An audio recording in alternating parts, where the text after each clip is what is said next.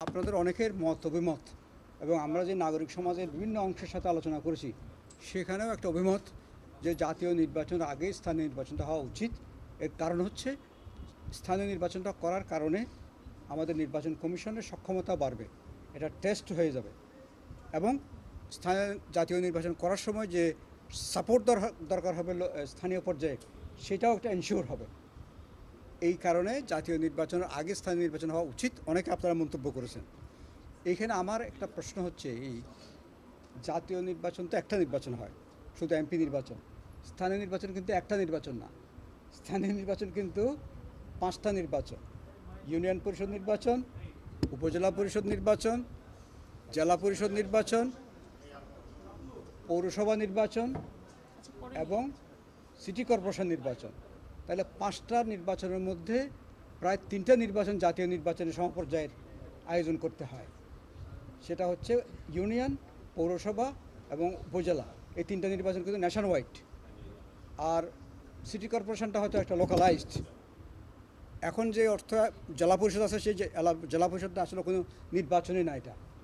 তাহলে এখন এত সংস্কার হচ্ছে, এইগুলোকে সংস্কারটা শেষ না করে যদি আমরা স্থানীয় নির্বাচনে যাই তাহলে কিন্তু সংস্কারটা ঝুলে যাবে। সংস্কারটা কেমনে ঝুলে যাবে? কারণ এখন আমরা যদি আমাদের যে চিন্তাভাবনা আগে থেকে করে আসছি, আপনাদের সাথে অনেক সময় শেয়ারও করেছি, সেটা হচ্ছে লোকাল গভর্নমেন্ট সিস্টেমটাকে যদি আমাদের দেশের লোকাল গভর্নমেন্ট কোনো একটা সিস্টেম না, এটা কোনো ব্যবস্থা না, এটা হচ্ছে কতগুলো প্রতিষ্ঠানের সমষ্টি। আলাদা আলাদা প্রতিষ্ঠান আলাদা আলাদা আইন দ্বারা চালিত হয়। আমাদের কিন্তু একটা কম্প্রিহেন্সিভ লোকাল গভর্নমেন্ট সিস্টেম দেশে নাই।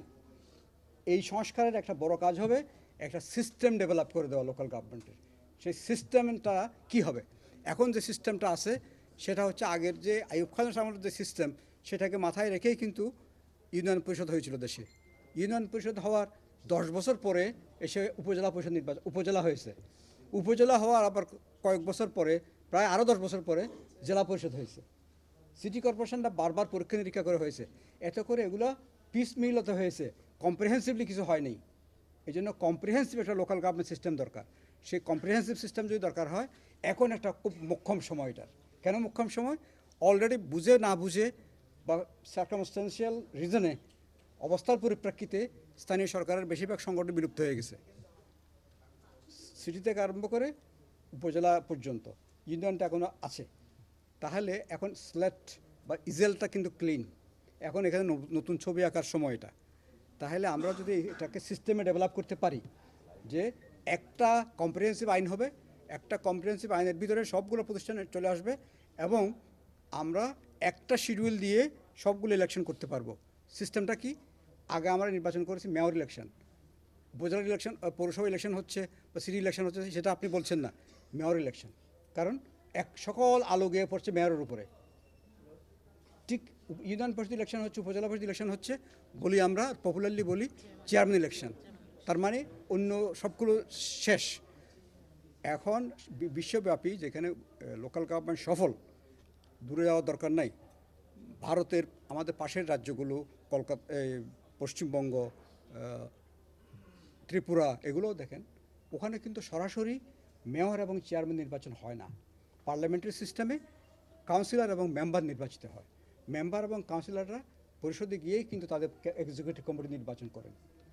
আমরাও সেই সিস্টেমটা চালু করতে চাই। তাহলে নির্বাচনটা অনেক বেশি লেস এক্সপেন্সিভ হবে, অনেক ব্যয় সাশ্রয়ী হবে, সময় সাশ্রয়ী হবে, এত জনবল লাগবে না। আমি একটা হিসাব করে দেখেছি, যেই লাস্টে যে ইলেকশনগুলো করেছেন আমাদের নির্বাচন কমিশন, লোকাল গভর্নমেন্ট ইলেকশন, ওখানে প্রায় 23,000 কোটি টাকা খরচ করেছেন। 23,000 কোটি টাকা, এবং 19 লক্ষ থেকে 20 লক্ষ লোকের এনগেজমেন্ট হয়েছে। এতগুলো শিডিউল করতে গিয়ে প্রায় 225 দিনের মতো সময় লেগেছে। এই জিনিসটা আমরা যদি এই রিফর্মটা করি, লোকাল গভর্নমেন্টটাকে যদি আমরা পার্লামেন্টারি সিস্টেমে নিয়ে আসি, তাহলে ইউনিয়ন, উপজেলা, জেলা, পৌরসভা, সিটি কর্পোরেশন এগুলো একই শিডিউলে যদি করতে পারি, তাহলে আমার খরচ চলে আসবে 600 কোটি টাকার মধ্যে। লোক লাগবে 8 লাখ, দিন লাগবে 45 দিন। তাহলে এই সিস্টেমে যাওয়ার পরে যদি আমরা যদি আমাদের একটা লোকাল গভর্নমেন্ট কমিশন হয়েছে, ইলেকশন কমিশনও কিন্তু এই কাজটা কিছুটা টাচ করতে পারে, অন্তত ইলেকশন অংশটা। আর ওখানে হয়তো কম্প্রিহেন্সিভলি আসবে। এটা যদি আপনি 3-4 মাস 6 মাস সময় দিয়ে একটা অর্ডিন্যান্স করে লোকাল গভর্নমেন্ট আইনটা করে ওই যে ইলেকশনটা যদি যান তাহলে কিন্তু ন্যাশনাল ইলেকশনের আগে লোকাল ইলেকশন করা সম্ভব। অথবা বর্তমান সময়ের যে যা আছে তার আগে যদি ইলেকশন করতে যান 5টা শিডিউল দিয়ে 5টা নির্বাচন করতে হবে। এই 5টা নির্বাচন করে ন্যাশনাল ইলেকশনের আগে এটা সম্ভব কিনা আমার প্রশ্ন আছে। এটা শুধু ইলেকশন সম্পর্কে কথাটা বললাম, ওটা তো হবে একজন পার্লামেন্টের যিনি মেম্বার তার যে সংবিধান অনুযায়ী যে ক্ষমতা কাজ তার আওতা কাজের আওতা তার মধ্যে কিন্তু লোকাল গভর্নমেন্টের লোকাল লেভেলের ডেভেলপমেন্ট তার কিন্তু পর্যায়ে পড়ে না। এটা কিন্তু এক্সিকিউটিভ ফাংশন। উনি করবেন মানুষকে জবাবদিহিতার মধ্যে আনা। এমপির একটা কাজ হচ্ছে সমস্ত সরকারের সমস্ত বিষয়গুলোকে জবাবদিহিতার মধ্যে আনা।